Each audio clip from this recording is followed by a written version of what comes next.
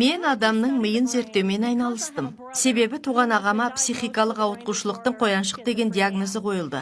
Сосын мен оның қарындасы әрі ғалым ретінде өзімнің қиялдарымды қалайша түсіне алатындығымды, оларды шындықпен байланыстырып, қалайша өмірде іске асыра алатынымды барынша түсінгім келді.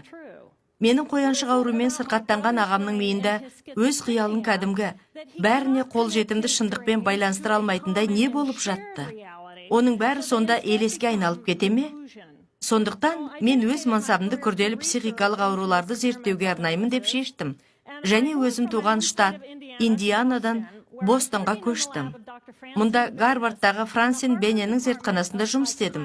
Зертханада біз мына сұраққа бірлесе жауап іздедік. Жағдайын қалыпты деп қарастыруға болатын адамның миы мен қояншық шизоаффективті немесе биополярлы ауытқушылықтар байқалған адам миының арасындағы биологиялық айырмашылық қандай?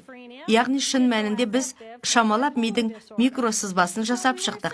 Қандай жасушалар бір-бірімен және қандай химиялық заттардың көмегімен әрекеттеседі және бастысы бұл заттардың мөлшері қанша болады? Әр күнімді осы зерттеуге арнағандықтан өмірім оймен өтіп жатты. Күндіз зерттеумен айналыссам, кешке және демалыс күндері психикалық денсаулықты қорғау ұлттық одағының өкілі ретінде түрлі шараларға араласып жүрдім. Бірақ 1996 жылдың 10 желтоқсан күні таңертең ақыл-ой қызметінің ауытқушылығы менің өзімнен байқалды.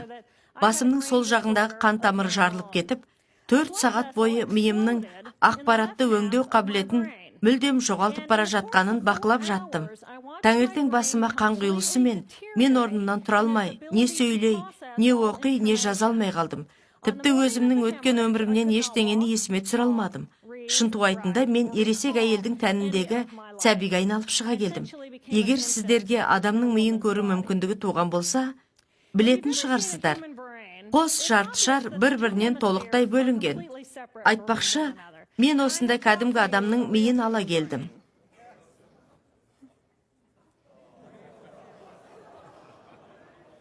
Рахмет. Бұл адамның нағыз миы. Мынау адам миының алдыңғы бөлігі. Ал мынау салбырап тұрған жұлынмен біткен адам миының төменгі бөлігі. Ал бұлай ми менің қауашағымның ішінде орналасады. Егер миға анықтап қарасаңыз, бір жартышардың қабығы келесі жартышардың қабығымен еш байланыспайды. Араларыңызда компьютерден жақсы хабардар адам болса, бұлай елестетсеңіздер болады. Біздің басымыздың оң жағы параллель процессор, ал сол жағы жүйелі процессор сияқты жұмыс атқарады. Екі жақ арасында 300 миллион жүйке талшықтарынан тұратын сүйелді дене арқылы ақпарат алмасуы жүреді. Бұған қарамастан, қос жарты бір-бірімен еш байланыспаған. Біздің жартышарлардың ақпаратты әрқилы өңдейтінін ескерсек, олар әртүрлі ойлайды, әртүрлі уайымдайды. Және бір байқағаным, олардың жеке өзіне тән ерекшеліктері бар. Рахмет. Бұл көңілді болды.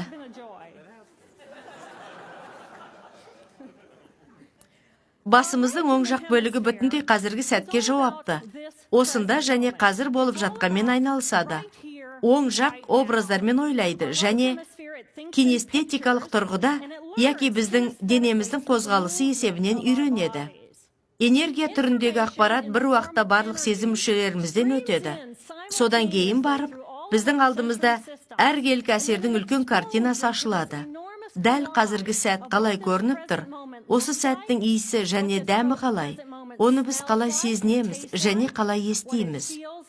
Мен оң жақ бөліктің түсінігінше айналамды қоршаған энергиямен байланысты энергетикалық ағзамын.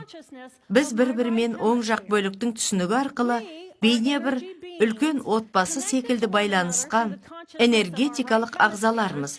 Және дәл қазір, дәл осы жерде, біз барлығымыз бір-бірімізге осы ғаламшардағы аға қарындас, іні сіңліміз. Біз осы жерге әлемді жақсарту үшін келдік. Дәл осы сәтте біз кемелденгенбіз.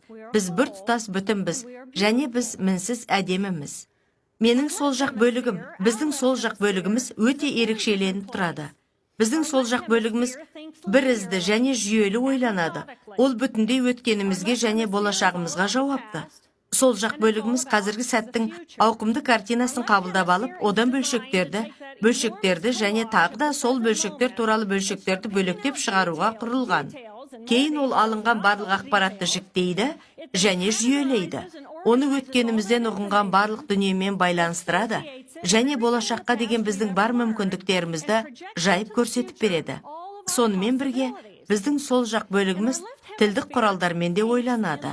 Бұл дегенің, мені және менің ішкі әлемімді сыртқы әлеммен байланыстырып тұрған тынбайтын ішкі диалог. Бұл дегенің әлгі маған, әй, үйге қайтар жолда банан сатып алуды ұмытпа, олар маған таңертең қажет болады деп тұратын дауыс. Бұл маған қашан кір жуу керек екен еске салып тұратын ішкі есептегіш.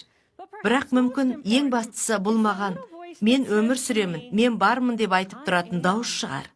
Менің сол жақ бөлігім маған мен бармын деп айтқан сәттен бастап, мен бөлектенемін. Мен осы айналамдағы энергияның ағынынан бөлектенген және сізден бөлінген бір тұтас өзіндік денеге айналамын. Менің миымның дәл осы бөлігі инсульт алған сол таңда жұмысын тоқтатты. Сол күні таңертең мен сол көзімнің тұсындағы солқылдап тұрған аурудан оянып кеттім. Бұл сондай шыдатпайтын ауру еді. Балмұздақ тістеген сәттегідей дуылдаған ауру болды. Ол мені бүтіндей қылғытып салды, сосын қайта жібереді. Қайтадан қылғытады, қайтадан жібере салады. Маған бұл ауруды сезіну әдеттен тыс өзгеше болғандықтан мейлі мен қарапайым шаруалармен айналыса берейін деп ойладым. Орнымнан тұрып, өзіме толымды жүктеме бере алатын кардио жаттығу құрылғыма секіріп міндім. Жаттығуды бастап кеттім, және бір уақытта мен қолдарының тұтқаға жабысып қалған, жай ғана табандарға құсап қалғанын түсіндім. Сондағы ойым, бұл өте-мөте өзгеше жағдай. Өзімнің денеме бастан аяқ қарап шықтым да ойладым. Мынағына қара, түрімнің келісіп ақ тұрғанын. Бейне бір менің санам шынайы өмірді қалыпты түрде қабылдаудан шығып қалып, мынау мен тренажерде жаттығу жасап жатқан адам қандай да бір эзотерикалық кеңістікте өзімнің жаттығу жасап жатқанымды сырттан тамашалап тұратындай болдым. Бұның барлығы бір түрлі көрінді, ал бас ауырым одан әрмен күшейе түсті. Жаттығу құрылғысынан түстім де, қонақ бөлмеде кішкене жүре түсіп едім, тәнімнің ішінде барлығы баяулап кеткенін түсіндім. Қадамдарым бір-бірінен ауыр және баяу болды. Жүрісімде бір қалыптылық болмады және менде кеңістікті қабылдаудың сондай бір шектеулі өрісі болғандықтан, тек ішкі жүйелеріме назарымды шоғырландырдым. Міне, мен жуынатын бөлмеде тұрмын. Қазір жуыну кабинасына кіргелі жатырмын және бұл сөздің тура мағынасында мен ішкі диалогымды естіп жаттым. Сонымен бұлшықеттер жиырылады. Бұлшықеттер босаңсиды деген ішкі дауысқа денем бағынып жатты. Содан кейін мен бір сәт тепе-теңдікті жоғалттым да қабырғаға сүйеніп қалдым. Өз қолыма қарап, өз денемнің шекарасын анықтау қабілетінен айырылып қалғанымды түсіндім. Тәнімнің қай жерден басталып, қай жерден аяқталатынын анықтай алмадым. Себебі менің қолымды құрайтын атомдар мен молекулалар қабырғаның атомдары мен молекулалармен бірлесе жымдасып кетті. Сондағы менің бар сезінгенім, ол тек энергия және энергия. Сонда өзімнен, маған не болды? Не болып жатыр деп сұрадым. Осы сәтте ішкі диалогым, сол жақ бөліктің ішкі диалогы толықтай тыншып қалды. Біреу келіп, пультты алып, дыбысты басып өшірген секілді. Меңіреу тыныштық, басында есеңгіреп қалдым. Ақыл-ойдың үнсіздігі төнді. Бірақ сол уақытта өзімді қоршап тұрған энергияның асқан әсемдігі баурап алды. Өз тәнімнің шекарасын енді ажыратудан қалғандықтан, өзімді өте алып және шексіз күйде сезіндім. Осы энергиямен басы бүтін тасып кеттім және бұл сезім маған ерекше әсер етті. Кенеттен сол жағым эфирге шықты да, ей, бізде мәселе туып тұр, мәселе бар, мәселе, бізге көмек керек деді. Сол сөзді жалғастыра, ол мәселе менде бар. Менде мәселе бар дедім. Дұрысы, мақұл, менде мәселе бар дедім ау деймін. Бірақ мені қайтадан дереу сана ағыны өзімен бірге ағызып кетті. Мен бұл кеңістікті қиял елі деп атауды ұнатамын. Онда бәрі керемет болды. Ойлап қараңыз. Сізді сыртқы әлеммен байланыстырып тұратын ішкі диалог өшіп қалса, не болар еді? Міне, енді сол кеңістіктің ішіндемін. Менің жұмысым және сонымен байланысты барлық уайым қайғым, барлық ұшты күйлі жоғалып кетті. Өз тәнімді өте жеңіл сезіндім.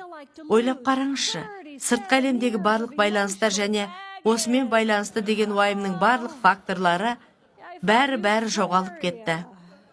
Бұлайша айтқанда қараңызшы, эмоционалды жүктің 37 жылын лақтырып тастау деген қандай рахат.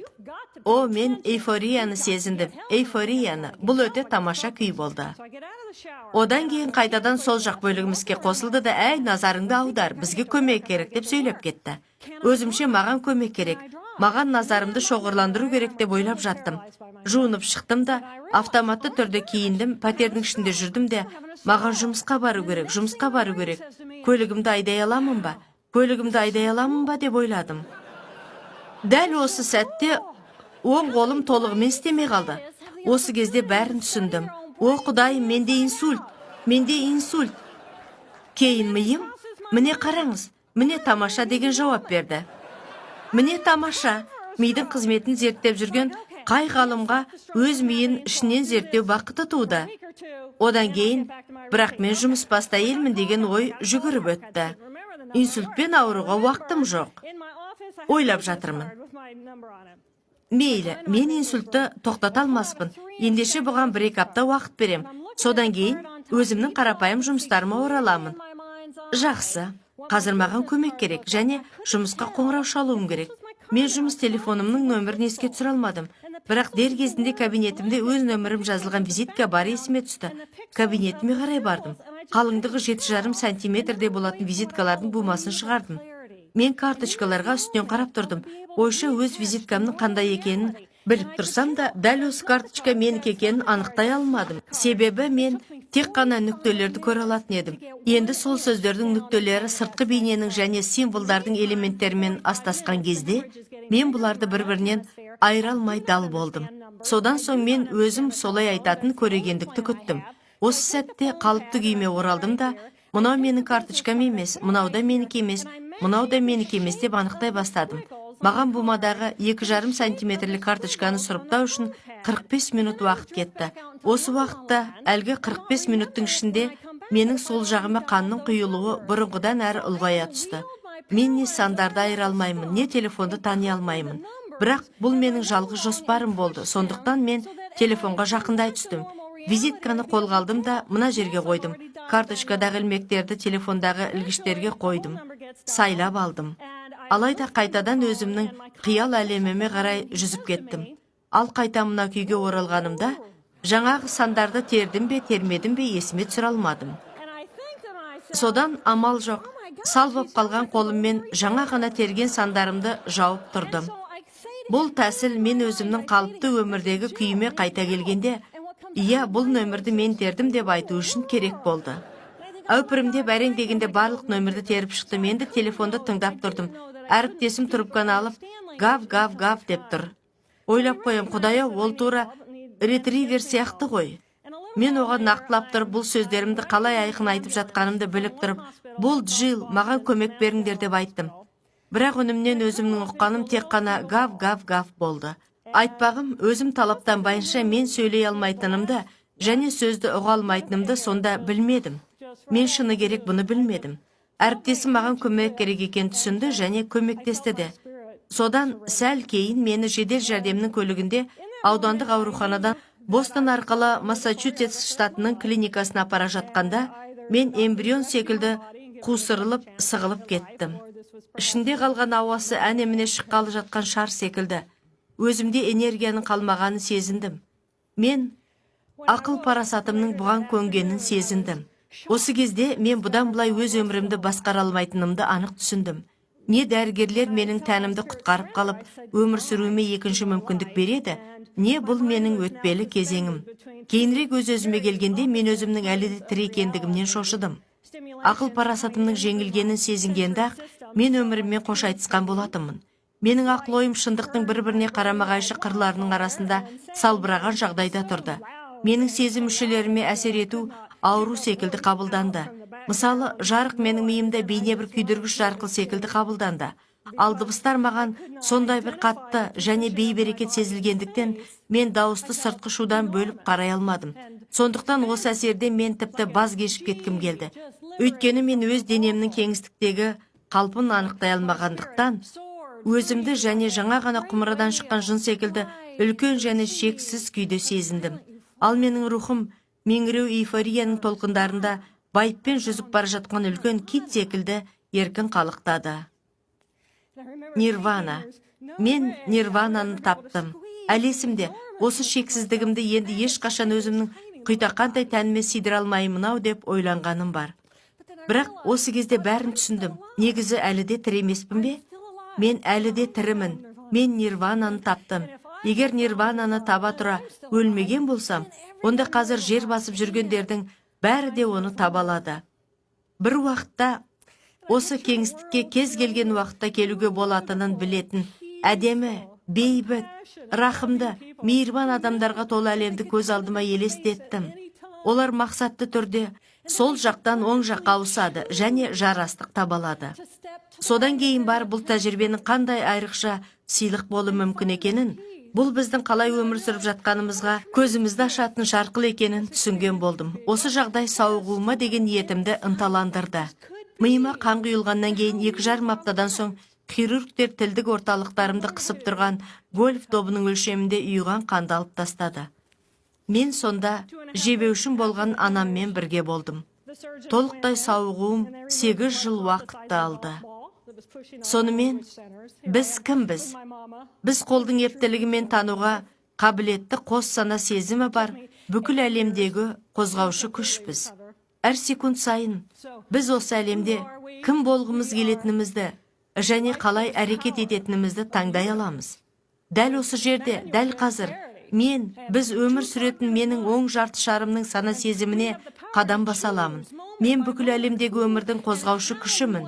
Мен өзімді қоршап тұрған ортамен жарасымды, денемді құрап тұрған мүлтіксіз 50 триллион молекуланың өмірдің қозғаушы күшімін. Немесе мен сол жақ бөлігімнің сана сезіміне қосылу арқылы жеке дара индивидуум, бүтін жан бола аламын. Ағымнан бөлек, сізден бөлек. Мен дәрігер Джилл Болт Тейлор, интеллектуал, нейроанатоммын. Менің ішімде осы лауазымдар сапырылысып жатыр. Сіз қайсысын таңдар едіңіз? Сіз қайсысын таңдайсыз?